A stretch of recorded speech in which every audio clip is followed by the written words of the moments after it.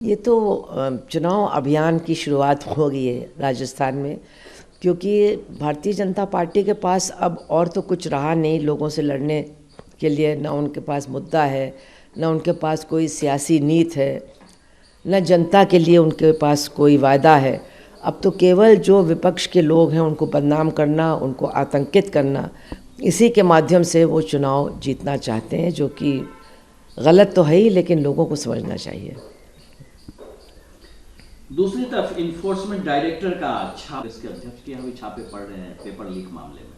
ये जो छापों का दौर अब शुरू हुआ एक बार फिर, ऐसा लगता है मुहूर्त तो निकल ही गया है, क्योंकि चुनाव घोषित हो गया है। तो अब तो ये छापे पड़ेंगे, विपक्ष के लोगों को हर तरह से परेशान किया जाएगा, बदनाम किया जाएगा।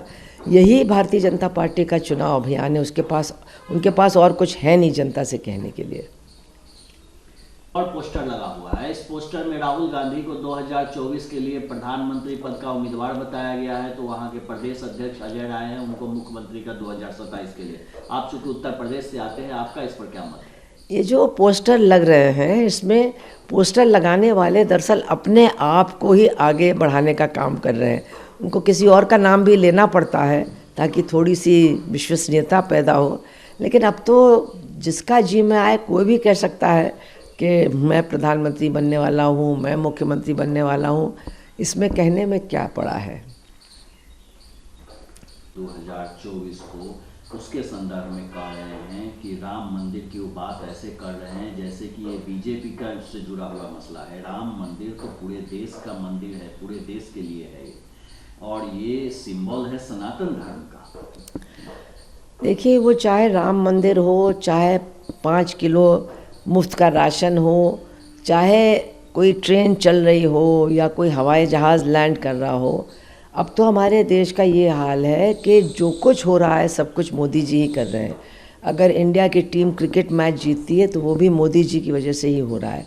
तो ये जो एक तरीका है प्रधानमंत्री का हर चीज़ का क्रेडिट लेना, चाहे वो मंदिर का निर्माण हो और चाहे वो क्रिकेट का मैच हो, ये हमारे ख्याल से किसी प्रधानमंत्री को तो शोभा नहीं देती, और एक प्रजातांत्रिक देश के प्रधानमंत्री को तो बिल्कुल नहीं। ये तो एक जो डिक्टेटर होता है या जो राजा होता है या जो शहंशाह होता है, शायद वो भी इस तरह की भाषा नहीं इस्तेमाल करते थे जैसे कि हमारे प्रधानमंत्री जी कर रहे हैं। लेकिन सलमान खुर्शीद भी कह रहे हैं कि और क्या भगवान किसी एक पार्टी के लिए लिमिटेड है? इन्विटेशन सभी पार्टी को जाना चाहिए।